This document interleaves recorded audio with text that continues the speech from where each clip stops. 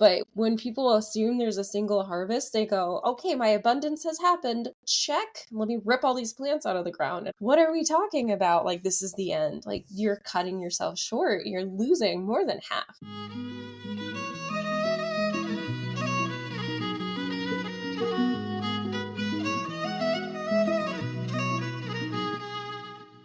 Welcome to the Feminine Alchemy Podcast, where we explore the truth about the feminine, the peaceful, the wild, and the visceral.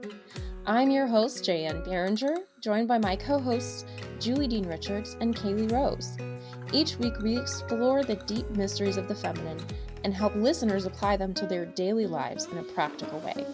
Join us to unlock the hidden wisdoms your soul has been waiting for.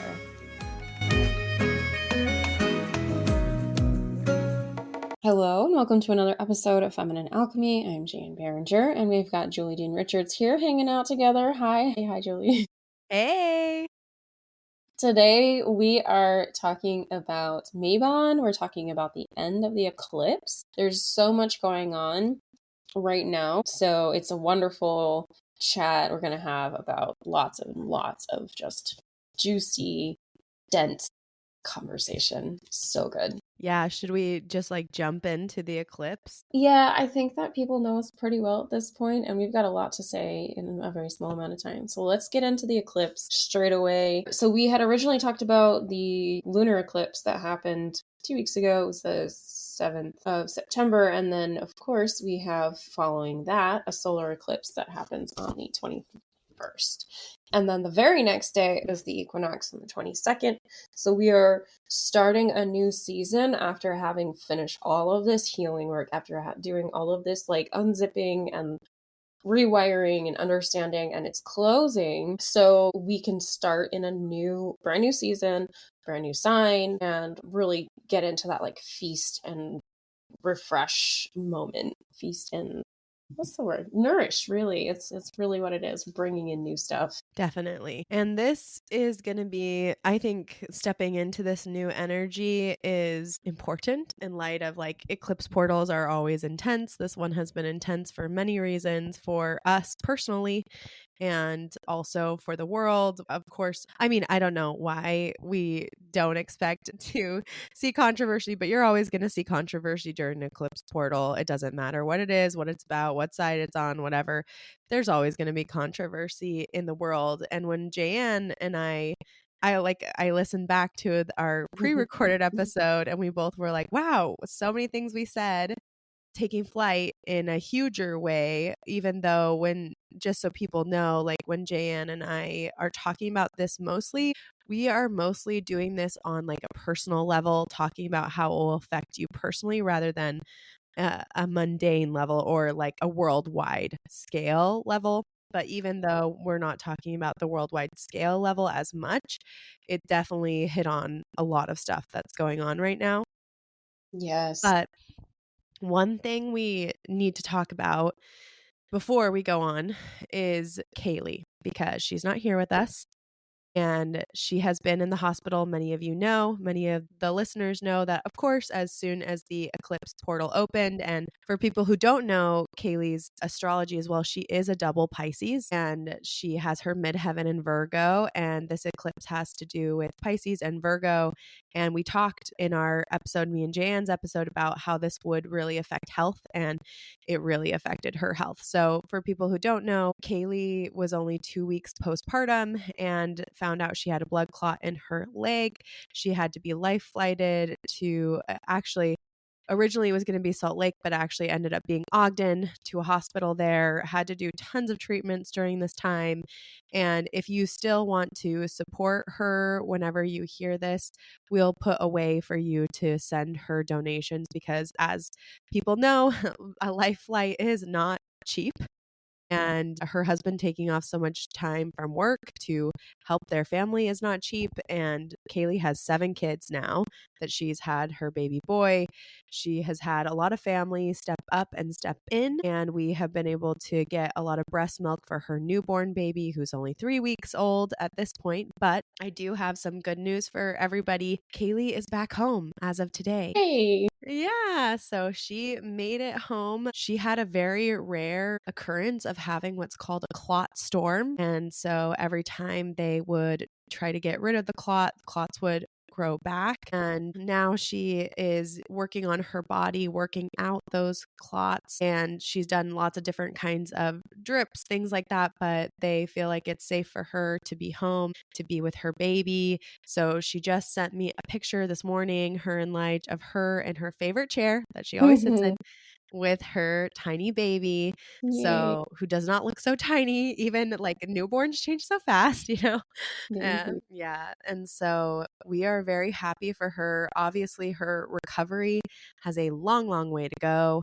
So if you do want to donate to them, I really, and just so everybody knows, when I told Kayelee and Lige that there were donations coming through for them, they literally cried. Like they were so touched. They have been so touched by everything everyone has done for them. Like I said, they're not totally out of the woods. She's going to have to get a lot of checkups. We don't know if the clots will go away, but they just want you all to know they are so grateful.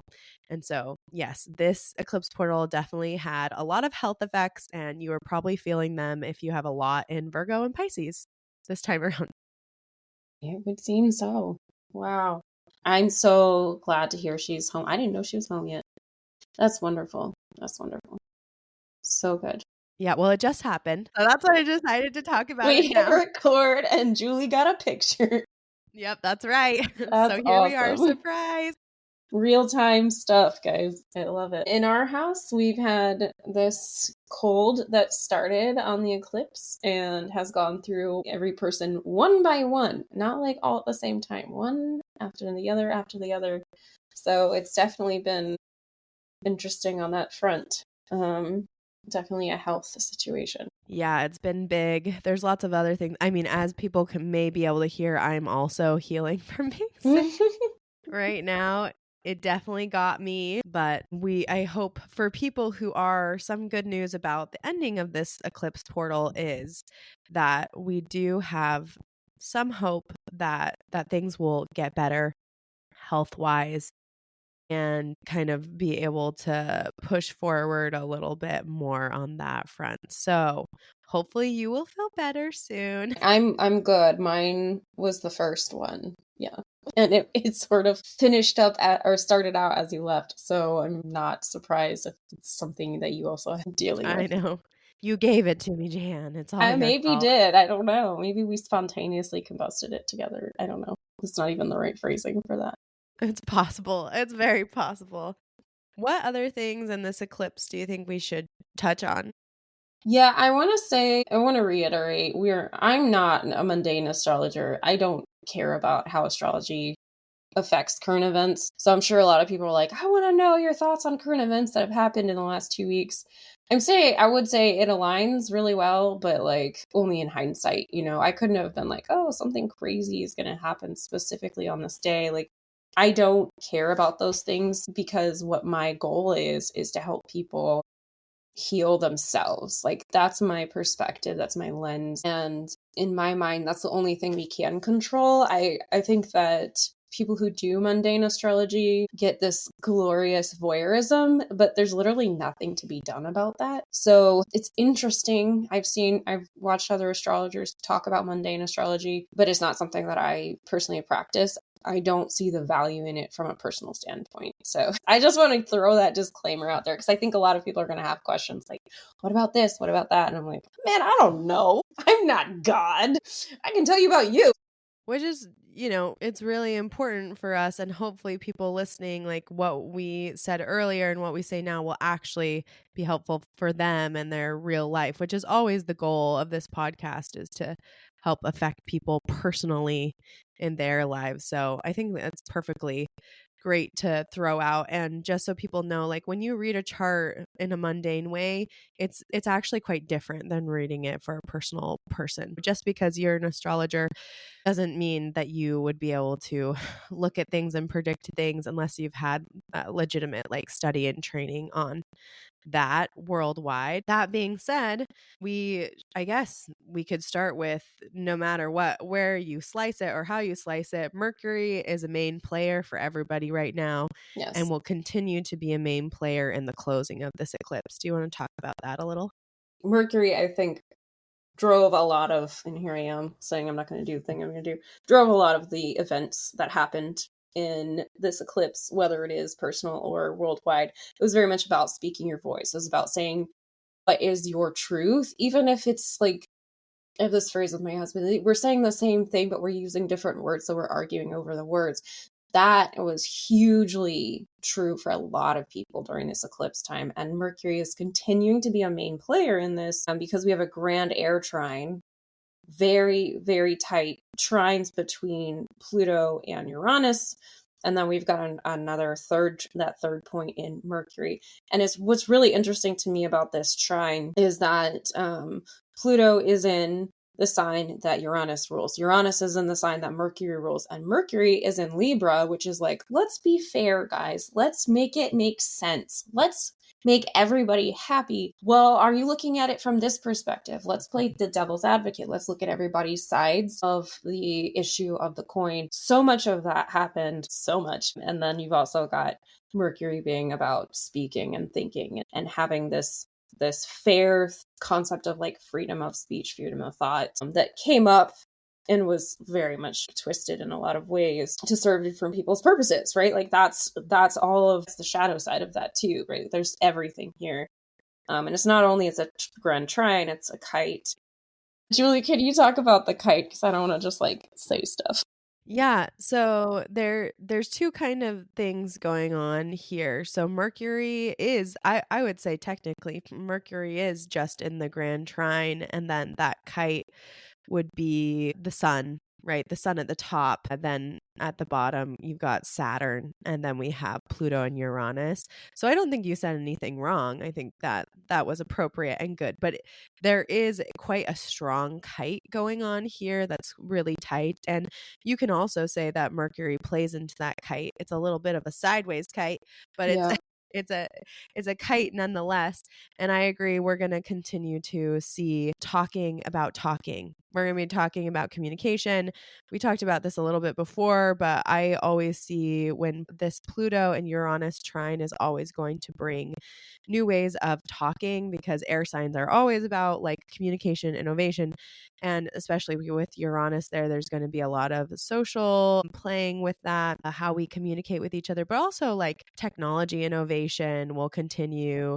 Talks around technology, what does that mean? Talks around what does it mean to talk? And all those pieces will continue, especially with that Mercury at the top there. And that Mercury in the 10th house. So that's the most visible part of the chart.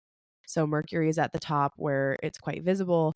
And I was writing something else for this week in my newsletter.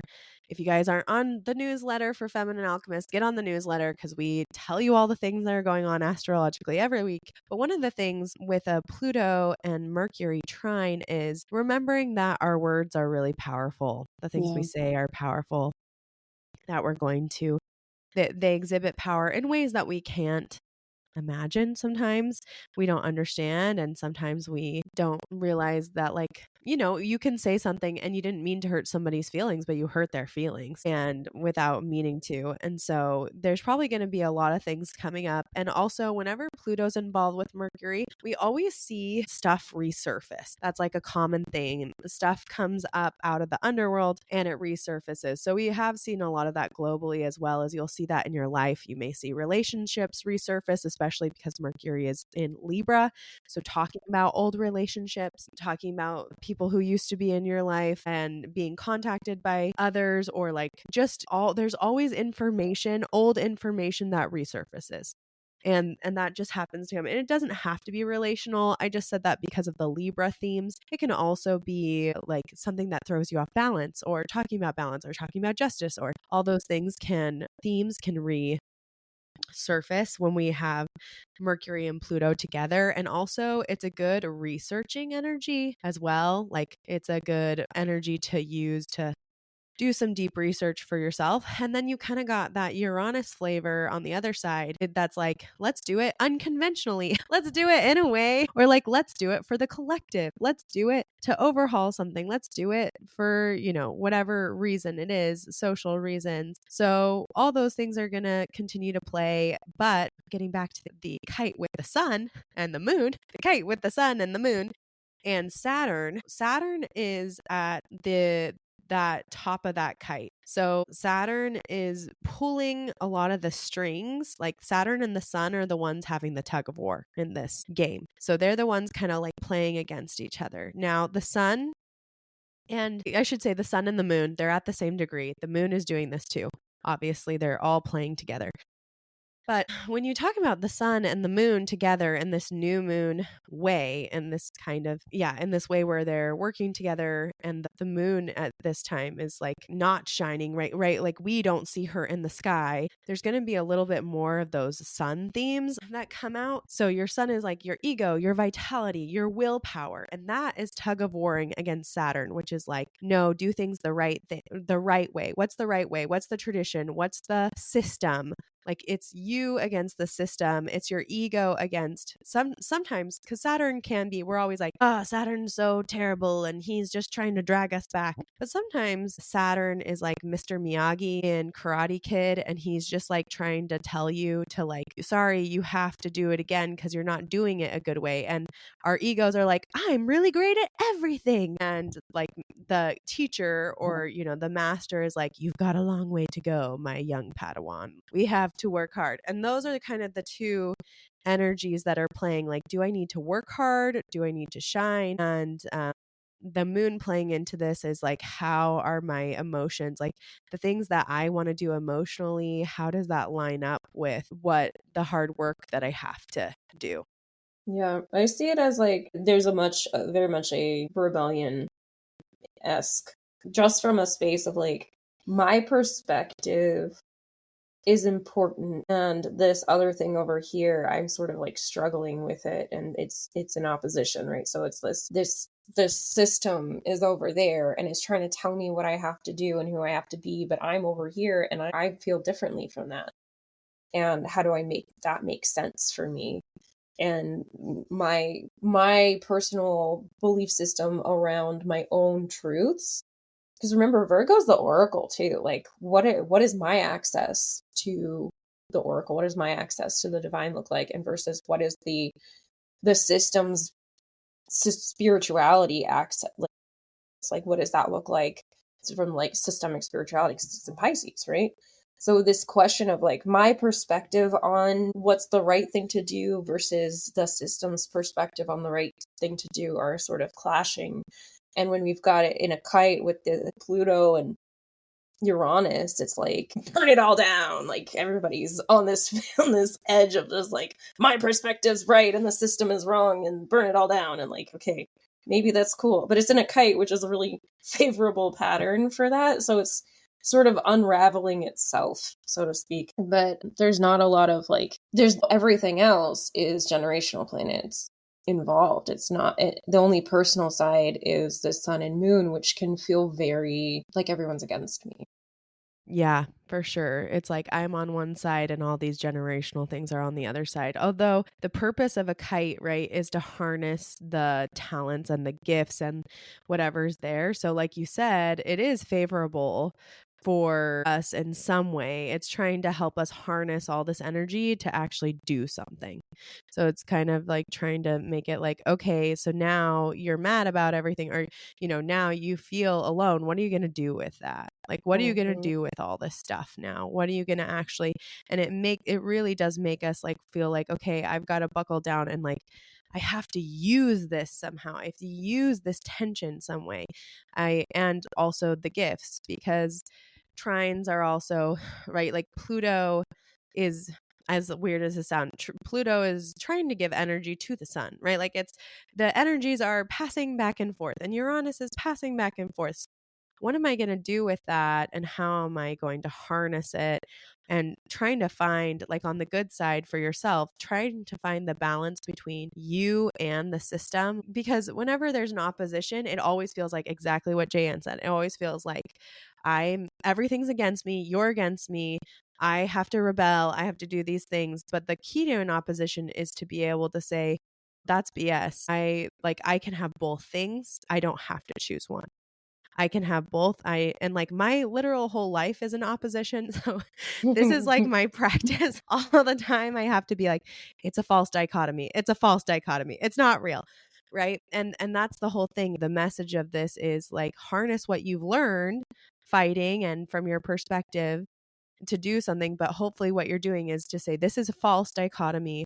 I can have both. I can have both hard work and I can have what myself, be true to myself. I can be authentic, or like I can work with pieces of the system that work with me. I can do things like that and not making it like it has to be us against them too. Yes, the us against them thing is definitely in here. Oh, it's at 29 degrees. So this opposition, 28, 29 degrees, is a very spicy degree. Very spicy. It means that it's sort of like the crack the whip thing when you're all in a line and you have that last kid on the end and they fling off.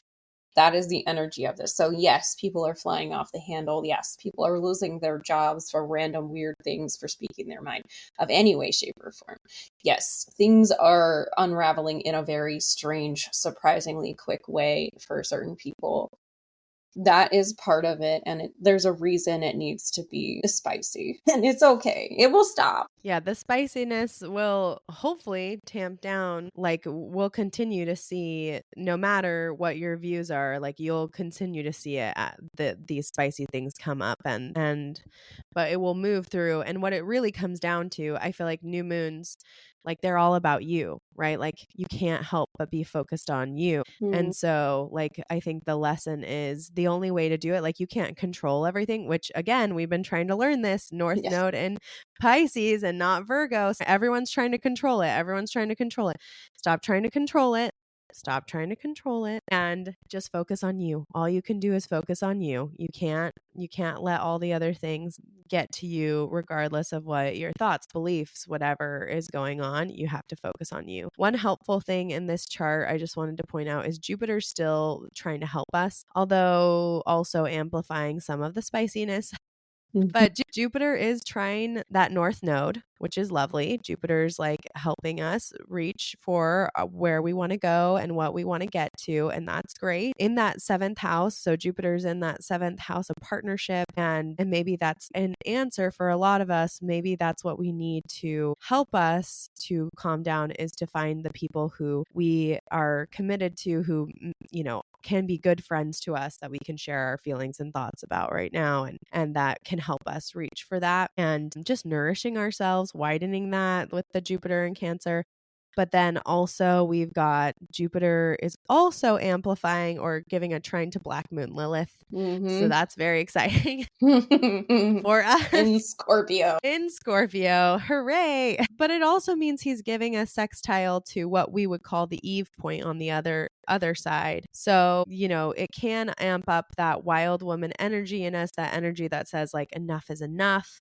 And give some people courage. So we want to watch for that, like just making sure, because Jupiter can over measure itself and indulge in its own kind of power, I guess. So just being careful about, like, it's good to say enough is enough. We need our wild woman, we need our medicine woman, and those things, but making sure that we're not hurting people to hurt people to hurt people or something like that by just being so ready to like burn it all down or to say things. And I will say Black Moon Lilith is also in the 11th house. So that's exciting. Social media and communication. And so she's wild, but harness her for the good she does. She's in a grand trine with the North Node and with Jupiter. So she can help you like reject these things that are going on and choose to focus on yourself too and do what's good for you. Absolutely. One thing I will say from a practical standpoint is lean into your innate sense of creativity.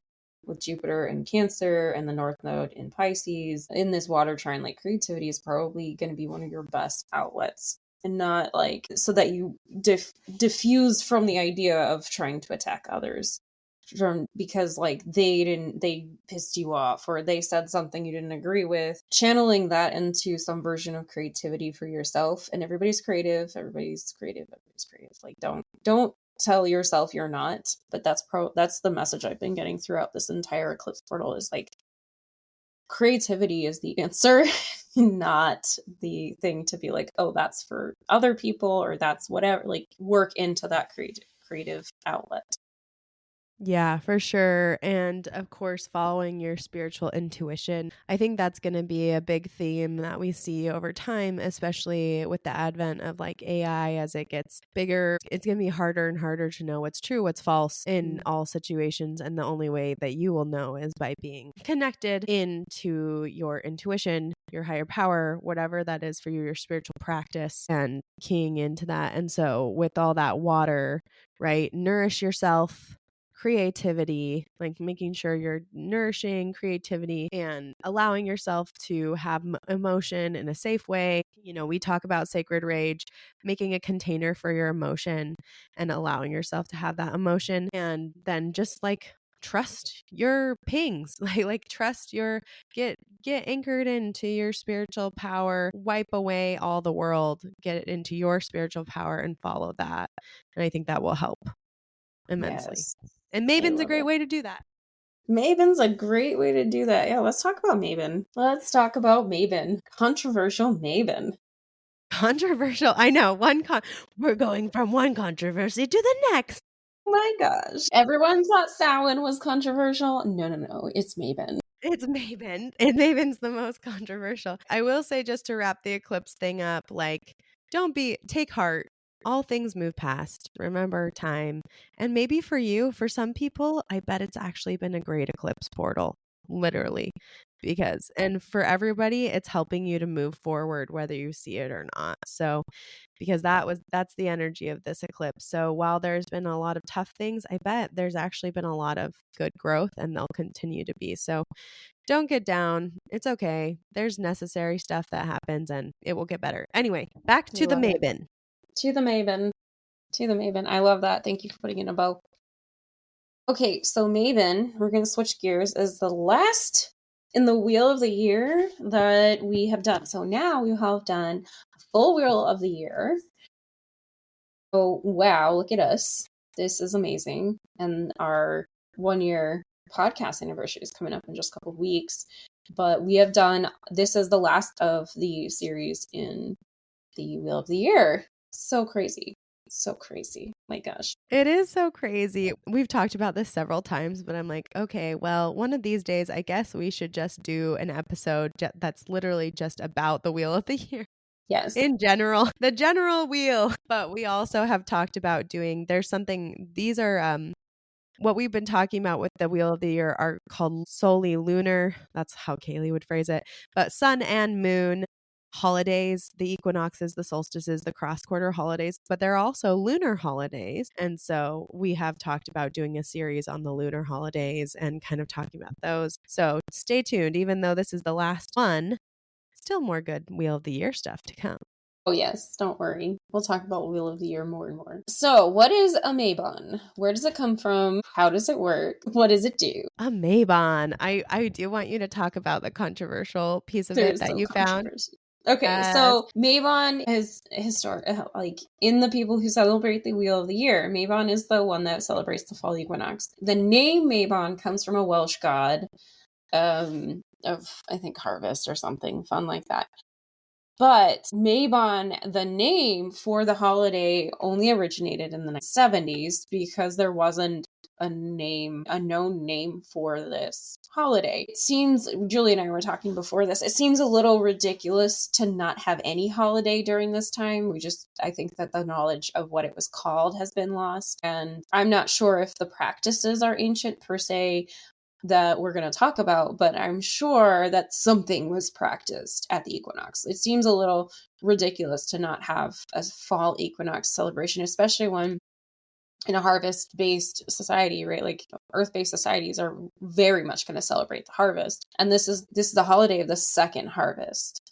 So hold on to your panties, guys, because it is not about the controversy. It's about celebrating the earth. And yes, we like symmetry, and that's important too. And so one of the people I saw talking about the controversy around Mabon is like, oh, it's because our brains like symmetry. Yeah, also, it seems like a little ridiculous to not be like, the fall equinox matters, right? No, we're definitely going to celebrate something, sure. So that's my inference and my belief system. And I could be totally wrong because I could be culturally appropriating my own culture or something like that because I just don't know. It's fine. It's fine. What does matter is that we are actively connecting with the earth and the earth experiences and what experiences we have, especially if you're in the northern hemisphere. We're going to have more than one harvest. We're going to have, right, like that August time frame is when a lot of the stuff comes in, but you've got other stuff coming in throughout the rest of the year. And I think I think it gets gardeners a little screwed up in the head when they go, "Oh, August is the time of the harvest." And then August is over and they're like, "Wait, why am I still getting stuff?" Yeah, I get stuff all the way through to November. But when people assume there's a single harvest, they go, okay, my abundance has happened. Check. Let me rip all these plants out of the ground. And I can't do that. Like, I could never do that because I was like, but they've got green tomatoes on them. Like, what are we doing here? They're still producing really well. What are we talking about? Like, this is the end. Like, you're cutting yourself short. You're losing more than half, way more than half if you're stopping everything in August or in the beginning of September. So that's my weird little soapbox that I only just found out about in the last week or so. I love that. Yeah, I love that this is our second harvest and that we have 3 harvests that you talked about, which is exactly right. And oftentimes we only believe that there is one in our lives. Like this is the trick that we get caught up both in gardening and farming, but and also in our brains, in our lives. Yeah. We often think like, okay, this is my harvest, and it's like actually surprise, there's more harvest to come. Don't worry. We get these timelines stuck in our head that like, oh, if this doesn't happen by this time, that's all I'm going to get out of this, when later that harvest can come over and over again and we just didn't realize it. And how many of us have planted a tiny seed that we forgot about, and years later, all of a sudden you're like, oh, that tiny seed didn't just give me what it gave me then. It's giving me stuff now. Like things are happening now. Wow, I never expected that. Yes. So Yeah. I love that. I find this to be really true when people are looking for committed partnership. They limit themselves exorbitantly and they'll say things like, oh, you only get 3 loves in your life, or this is the love they like, you can only love one person. Like, slow down. You're actually limiting yourself on purpose and you're giving your power away. So stop. There is unlimited love in the world. There is unlimited people. Like there's plenty of people in the world. So just slow down and work on yourself and heal yourself before you start believing things that are not true. I actually find that we're talking about gardening stuff, we obsess over the hard work and flurry of work it takes. And there's a lot of work in the planting stage. Yes, there's a lot of work in the replanting stage, right? If you're planting from seed. But then there's a big lull where you're just kind of walking around going, what's happening? And that's like the main part of the summer is literally, okay, the plants are doing their thing and I'm just going to be like, hi plants, the end. And then you have this huge output that starts to trickle forward at first, and then it's like unstoppable and it's like really building on itself. And that's actually when the hard work happens. Yeah, sure, digging a hole was a lot of work, but you know what's even more work is processing tomatoes. What's even more work is making sure that this harvest is preserved for the next year. And that's when people go, this is so annoying. Like, are you really complaining about the abundance and how much work it takes to receive the abundance and how much work it takes to preserve the abundance and maintain it for the remainder of the year? Like, this is when we trip and fall at the finish line. When we're talking about financial, when we're talking about love, when we're talking about anything, we trip and fall at the finish line when we're going, oh, it's so hard to get all this good stuff and it's a lot of work and I'm tired of it. So that is the I think this experience of the second harvest, because you're already exhausted from the first harvest, and then there's more, and then there's more, and then there's more, and it's all good stuff. It's all stuff you've been asking for forever. It just did not come in the way, like, it didn't just magically show up in your refrigerator because you worked to do it. So that's what abundance really looks like. And I think that's what we miss when we only buy from the grocery store, is that we don't see the lulls that happen in the hard work of farming. We don't also see the hard work of abundance, and we miss out on what we think abundance is supposed to feel like. Anyways, I was going to get on that soapbox during Mabon, but here we are. No, I love this soapbox because it's a very important and necessary soapbox for all of us, because I think this can apply in our lives so many, many different ways. And I literally was just thinking when you were talking, I was like, man, we love to complain as humans. We're such good complainers. We're very good at this. Like, I don't have what I want and I have to work hard to get what I want. Oh my gosh, I have what I want and I have to work hard to keep what I want. Like, we love to complain either way. It doesn't matter, right? We're going to complain whether we're digging the hole or whether we're making, apricot jam from the apricots that we've been able to pick. There's like this element of like, why do I still have to be working? Why do I still have to do this stuff? And I also think not stopping to allow ourselves to be like, wow, look at this. Oh my gosh, I did this. Look at all these things. Like when I was at your house and we were talking about all your tomatoes, so many tomatoes, so many tomatoes. Diana, so many tomatoes. And going through, and like my family is always like, why plant less tomatoes? But I can't because I love all the tomatoes. Well, I'm trying to extricate myself from big tomato. That's my goal, because like they're easy to grow. You can make lots of them. I have a small space, so I can literally grow all the tomatoes I need for spaghetti sauce, for diced tomatoes, for chili, for the entire year. Whatever it is, I can grow it, and I don't need like a ton of space. So like I can get off of big tomato. Like, this is where it's gonna move the needle. But my family is like, what are you doing? Why do we have so many tomatoes? I'm like, listen. We gotta fight Big Tomato, you guys. Fight Big Tomato. We're in the fight together. Listen, Javi, come over here. You gotta learn about these tomatoes. It's so good. But I like thoroughly enjoyed, like so deeply, because I love homegrown tomatoes. Like I so enjoyed being there with you and eating all your tomatoes. So many kinds. And I enjoyed the ones you sent me home with or off with.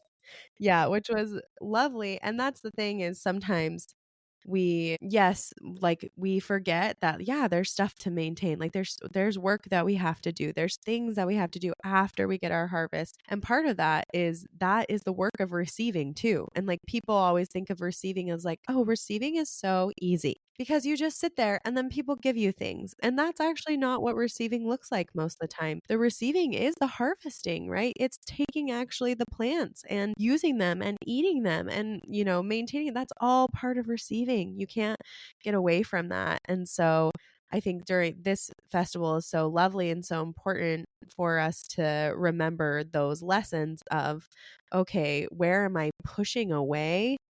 Like receiving what I could receive, one, by either tearing up the plants before they're ready, like Jan talked about, or being unwilling to go that last step and actually harvest or use my harvest. And part of that for people, part of receiving in our lives, and Jan knows this, of course, but a lot of us don't, is that we have to expand our nervous system to be able to take in what we receive. We have to expand our nervous system to be okay. And there's a principle, this is a scientific principle, but it applies in our lives just as much, called the pain-pleasure balance. Okay.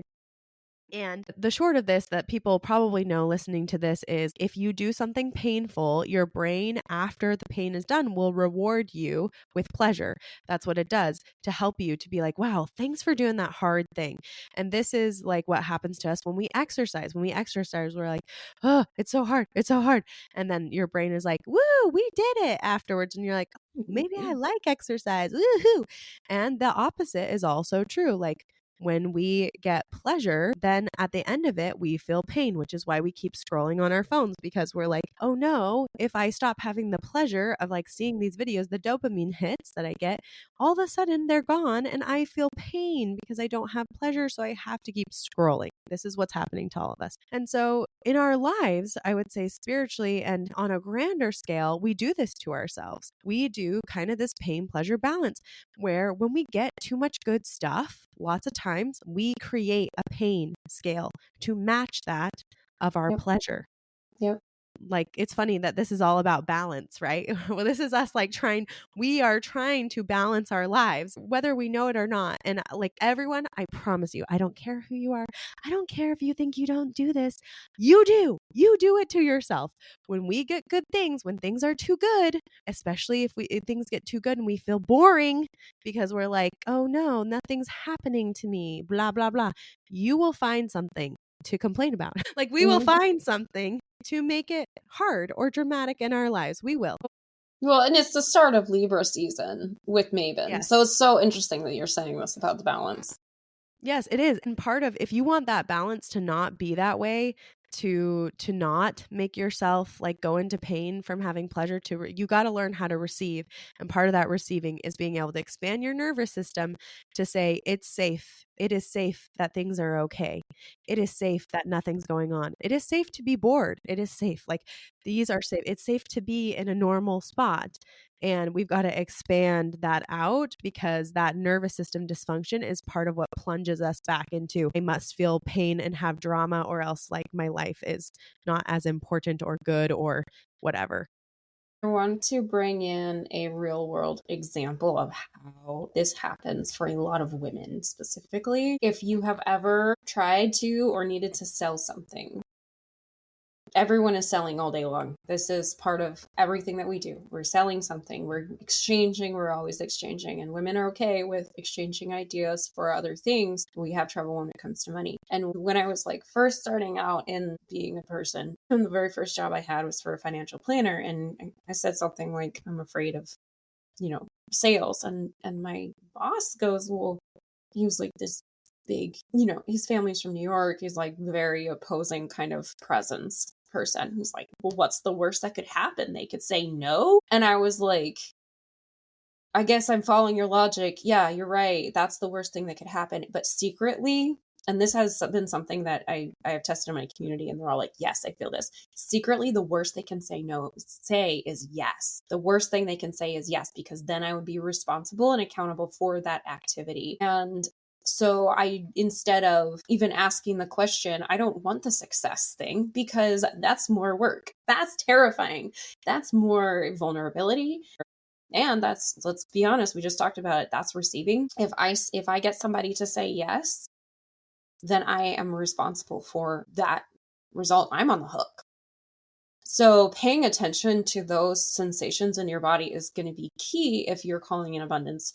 Because if the worst thing somebody can do in your mind is say yes, then you're going to not even start. You're not even going to start. So anyways, but yeah, that receiving abundance thing is going to be really, really require some work. It's going to require some work to maintain. It's going to require some work to execute and do well, even if the initial agreement was easy. So, and we're lucky we get multiple chances because guess what? There's a third harvest coming after this there's one. a third harvest. There's a third harvest. So, again, it doesn't have to always be so hard. We're not advocating that everything in your life has to be so hard all the time, but it's just recognizing that part of receiving is that work, and the work to allow someone to say yes and to follow through, and just evaluating that in ourselves and expanding what our nervous systems are ready for in allowing ourselves to have people say yes, and to can the tomatoes, and to make the jellies, and to prepare for the winter. So I think this is beautiful. So I guess we should get into the other Mabon thing. What is Mabon things? What are Mabon things? Yeah. It's so funny as I was playing with my cards and this Two of Wands fell out. I love we were just that. talking about balance, and there's a balance of fire, there's a balance of anyways, that was interesting. Oh, I love that. It was listening. I feel like my deck listens to me and some Mm-hmm. things, well, that happens all the time. So, like we said, this is the autumn equinox, which means equal day and night, right? On the fall side. Super exciting. A Mm-hmm. lot of times people call this the witches Thanksgiving, which is kind of fun. I like actually love that name for it because this holiday is always about gratitude. And which is kind of what we're talking about, like that gratitude of receiving is actually doing the things, like bringing it in. So a lot of this festival is all about gratitude and lots of ways that we can do that gratitude, have that gratitude. But what are some things we should know or do about Mabon? Should I go into it? Do you want to go into it? I mean, we have to talk about snacks, obviously. Pumpkin and apples and cinnamon and all of the things that people love the fall for. This is actually the first time that we're experiencing those things and we're celebrating those things. So we get to bake apple pies and do all kinds of apple bread and pumpkin bread and so tasty. All the tasty tasties. But yeah, this is where we start getting cornbread, right? Cornbread comes Mm. into apple bread, cornbread, cinnamon. We start on our cinnamon kick again. This is the beginning of the cinnamon kick, which doesn't end until like in bulk or something. Cinnamon's like another one of those abundance spices that you use in abundance spells. Oh, yes. Hello, we want them. Totally. Mm-hmm. Yes. So abundance, protection, love cinnamon for protection pieces. But yes, this is the time for apples, pumpkins, squash, gourds, corn, that chili, right? We're starting into, we actually at Jane's house had this argument about chili and cornbread. When is appropriate to eat the chili and the cornbread? Well, It's true. once the equinox has hit, I think it's okay to eat chili and cornbread. You can start into that after the equinox has or during the equinox time. We also have blooming at this time. We have grapes are still coming forward, so like you can do some grape juice, grape stuff. We're getting the very beginning. I don't think they're ready at all, but we're getting to the point where pomegranates can start to come on up. So we have all these really fun things coming out of the ground that we're using, and it's a beautiful, beautiful time to make delicious things. Is there anything delicious on your mind, Jan, that you like to make during this time? Okay, so I like to use fruits and vegetables in weird ways. So for one, I'll make a shepherd's pie, which apparently proper shepherd's pie is made with lamb and not ground beef. So if it's made with ground beef, it's cottage pie. But nobody knows what a cottage pie is. So cottage pie is shepherd's pie made with ground beef. But instead of any of that, I like to use pork and put in beets and like cinnamon. And so it's like a sweet and savory shepherd's pie. And then on top, I'll put on sweet potatoes and lots of cheddar cheese. So I don't love sweet potatoes with like sugar and brown sugar and butter. I just think that's like putting syrup on your breakfast cereal, I guess, in a way. It's like, why are we doing this? But I love the sweetness of sweet potatoes mixed with something salty. So my classic sweet potato, I put bacon grease and cracked pepper and salt on. So on this dish, I love topping it with sweet potatoes and lots of cheddar cheese and some cracked pepper, and it comes out like this sweet and savory. Because pork likes to play both sides of the field, so to speak, when it comes to flavors.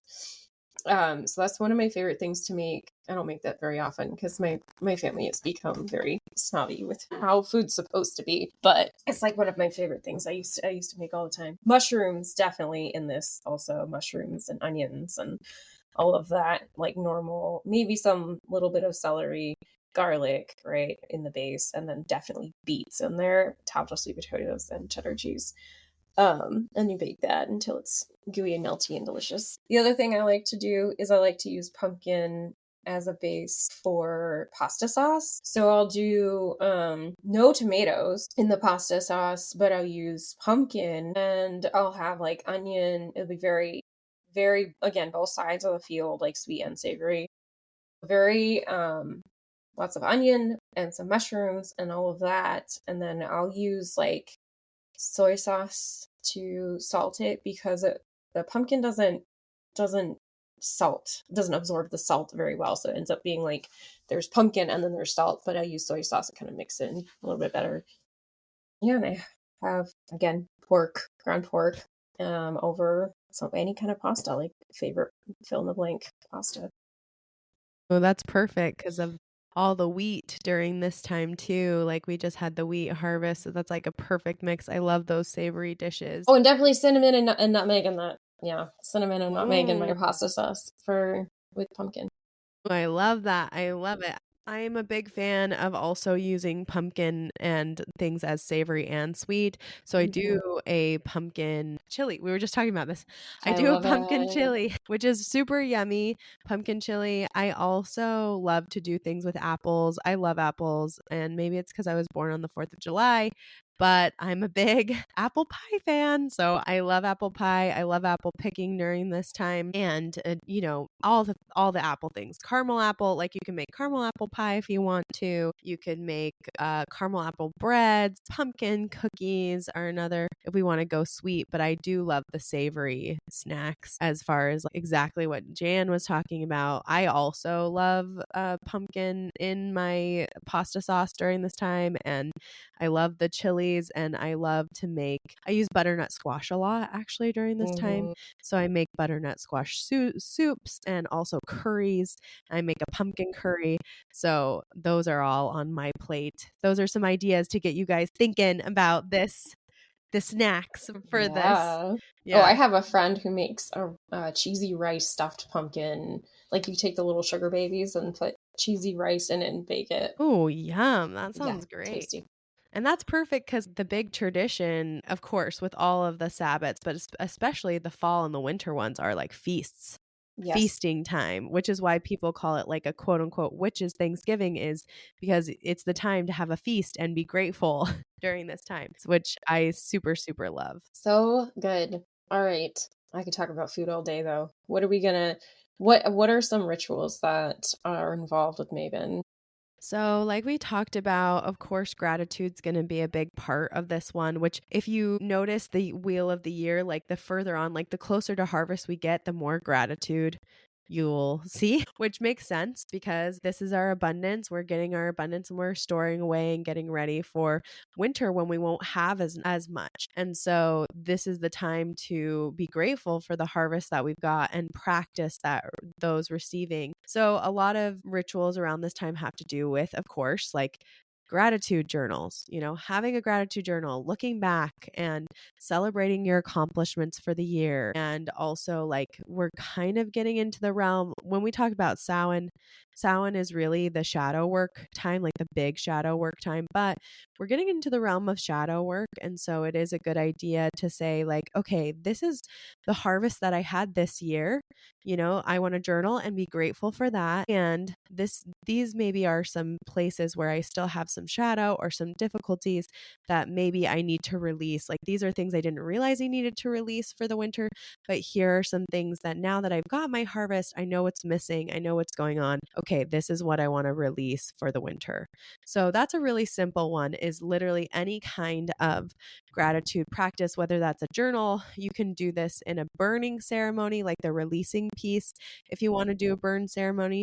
Also, I love for this one, even though because we have a third harvest, I like any ritual that has to do with like burying things, like planting it in the ground. I really like that. I That's love still, that. I think, on this side of the equinoxes, like from spring to fall, is like a great time to bury stuff. It sounds so Yes. No, ridiculous. that's definitely a big part of we're right. A lot of rituals involve like taking an apple and like writing stuff on a piece of paper, sticking it in the apple and burying it. I think that burying rituals are really good for those things where you're not really ready to let go, but you're ready to start letting go. And fire's a little too quick for that kind of thing. So if you're like, I just want this to naturally decay and fall off, beautiful. That's great for a burying ritual. And also, like, for if I want something to grow, plant it. If you want it to grow, plant it. But yeah, I think the natural decaying piece is it's a lot softer on us, which is why I Yeah. think, like, for example, closing of the bone ceremonies, which is when women like bury their placenta after a birth and things like that, is like a lot softer for that closing. So this can be a good time to do things like that, like closing any of those open portals that we have with gratitude, saying thank you. Yes.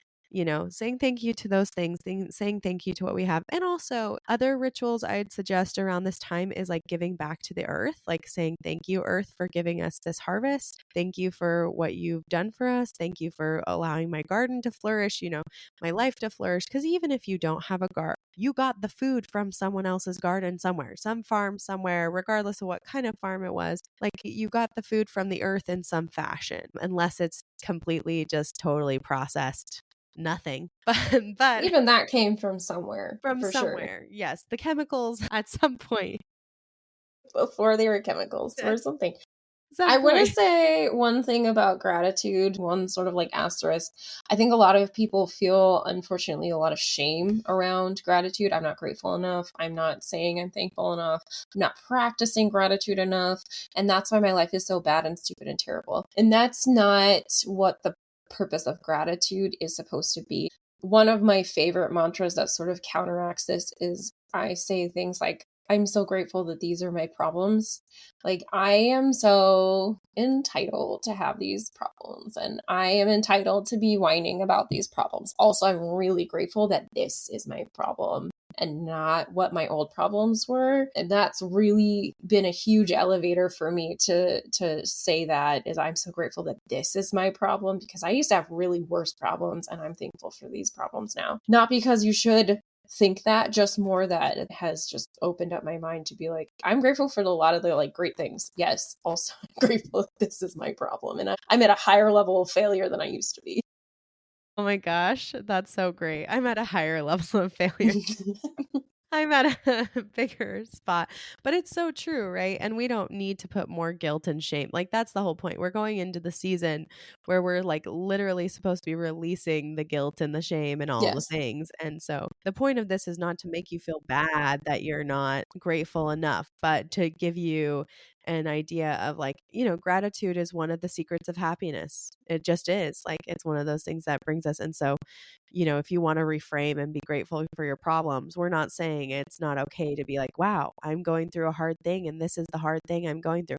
That's not what we're saying at all, but just bringing in some reflection of like, wow, these are good things. And like, I'm excited. I'm at this point in time now and what I can be excited for. Other little things. So we talked about thanking the earth. You can always leave offerings to the earth. Like you can also talk to ancestors. You can thank them. They're starting to really come into play during this time.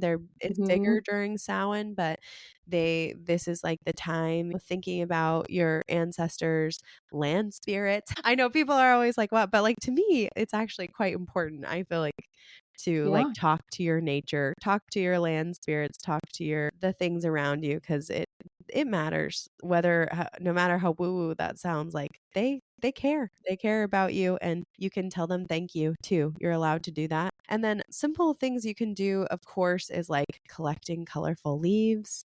Like you can make leaf art during this time. It's a beautiful time to do that. You could even do the simple thing where with kids, this is great with kids, right? Where they get the crayons out and they color over the leaf and And they they do make. leaf rubbings. Yes, Yes. the leaf rubbings are great. My mom was just talking to me about, oh, we should make a little leaf tablecloth where you take and you paste the leaves on. Like you can get like a plastic tablecloth or whatever, and you paste the leaves on it, and then you put clear plastic over it to make like a beautiful leaf tablecloth. That's another one. You can use pine cones, acorns to make beautiful art. Like this is the perfect time, to make beautiful fall decorations to remember, and like great activities for adults and kids alike. So I think those are some great practices. I was going to ask, okay, one last thing. I'll say one last thing. You're one last thing. And then, I think, of course, as we're talking about this is in like a Thanksgiving context, of course, gathering with your community. Like it's a great time to throw a fall party, and it doesn't have to be big. It can literally be a party of one, even if it's just your own little party for you or your family. And like what that might look like is like we bake some of these yummy dishes, whatever calls to you, and we do some of these activities we talked about, like the leaf rubbings or like the crafting together. And then we go out on a nature nature walk and we say thank you to the nature during that walk and just like take some time. Like, what a beautiful evening, you know? Wow, this is why I love Mabon. I'm like, what a beautiful time. This is so fun. Look at Yeah. all these like fun things that we can do. But I want you to tell any other thoughts you have, Jan, but I was like, oh, I guess we should talk about altars because we didn't. Yeah, let's talk about altars. What do you have? What would you like? What are some good ideas for an altar for Oh, this? definitely anything you find in nature that shows up for you during this time. So acorns would be excellent. Some leaves that are starting to fall. I found a bird feather in my backyard the other day, so I've saved that. And anything that's like of the time of the era. So you could put your apples on. You can put cinnamon on your altar. Those would be a really good way to celebrate, anything that you would think of to decorate your home with for fall is a great altar item. Yeah. Totally, totally. Any of the fall colors, right? If you Mm. want to use like those deep reds, those burgundies, orange, brown, gold, dark green, maroon, terracotta.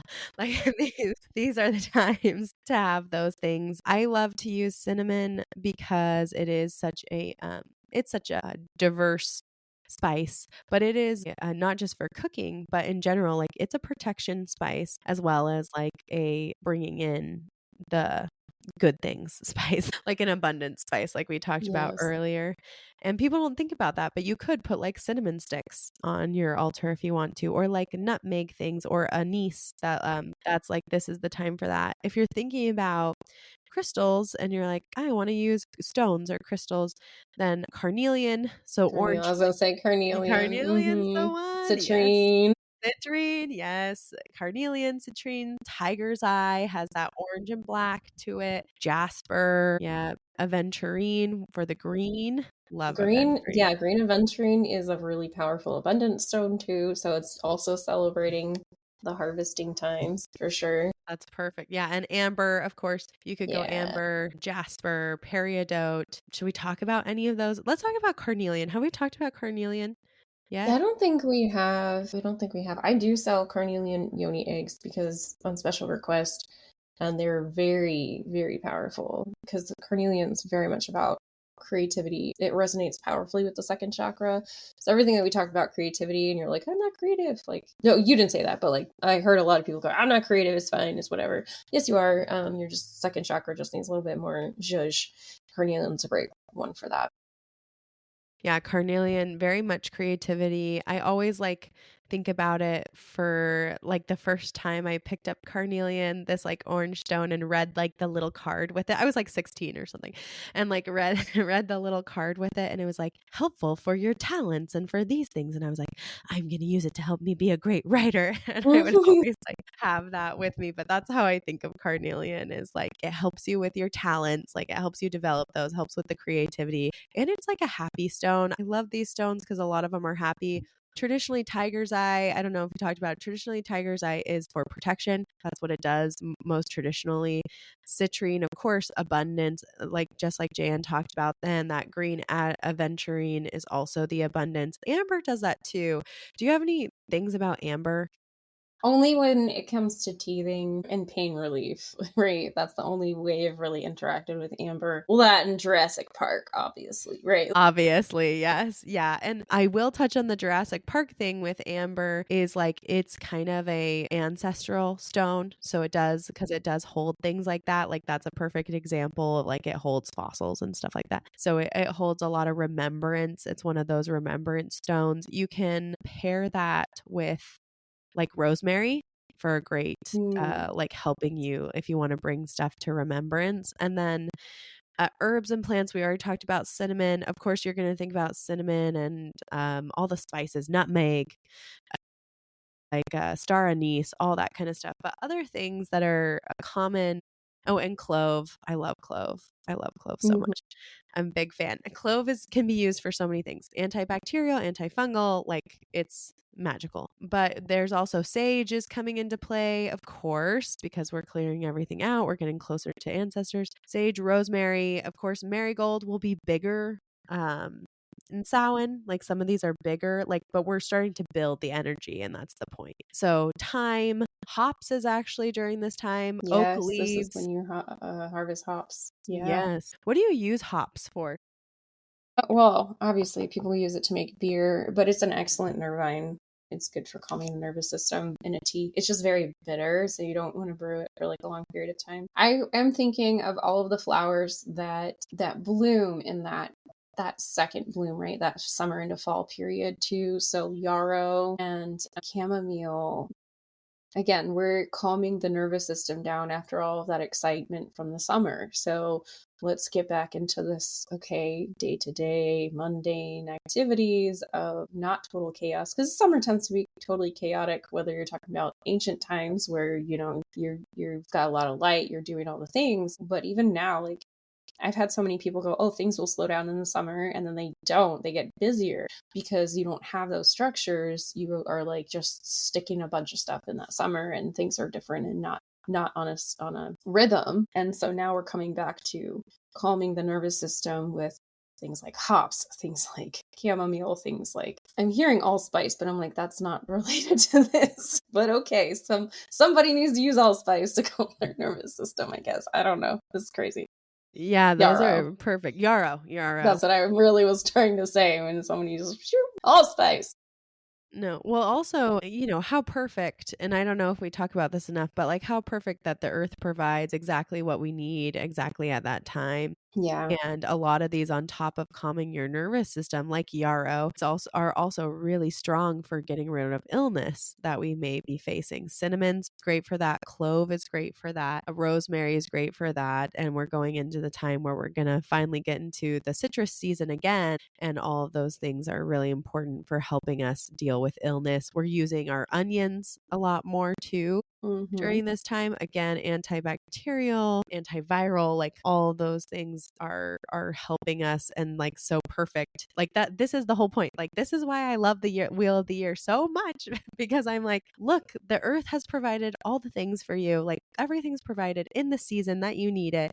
And if we focus and were to work with our seasons, it would help us with our physical beings, like our life and our health and our spiritual health and all the things that are happening to us, and like how perfect that just happens that way for us. So good. So Yeah. good. What's one last thing you want to leave everybody with? I'm glad that we could end on like such a happy Mabon note. Love it. I love it. I love the balance, thinking about balance in our lives. And I think one thing that we didn't mention, but that I think is perfect for these times during the equinox, is to be okay with the balance of light and darkness, that both are important in our lives. Yes. They're both equally important. We need the moon just as much as we need the sun. We need the shadow as much as we need the light. Like we need both. And we're about to go into a season now where we're getting more darkness than we are daytime. And we've done a lot of hard work. We've been working a lot really hard. And that's why a lot of us are feeling tired. You're feeling tired on purpose. The tired is coming on purpose. Because your body's like, okay, sleep time, like time to get more sleep. Working to hibernate soon. Yes, like here we are. Winding down. And so I just encourage people to like be at balance with that it's okay that there is both in the world. It's okay that there's both in you. It's okay that there's both in seasons, and we can be joyful instead of being sad that we're going into a season where darkness comes again. We can be happy because we're going into a season of resting more, even though like how counterintuitive our culture is, that things speed up in the fall and all of a sudden we have all these other things we have to do and holidays and blah blah blah blah blah blah blah. But like for yourself, make a choice to allow yourself to actually listen to the earth and the light, and take more time to sleep and enjoy yourself, and enjoy this season where the weather is well, and enjoy the cooling period. So that's what I would say. Make peace with the balance. I love it. I love it so much. All right. Well, thanks so much for chatting with me. Everybody keep sending love to Kayelee, but yay, progress is awesome. And we will see you all next week. Have a good one. Bye. Thanks so much for listening. I hope you enjoyed this episode as much as we did. Please make sure to give us a 5-star rating wherever you are listening and share with someone you know. See you next week.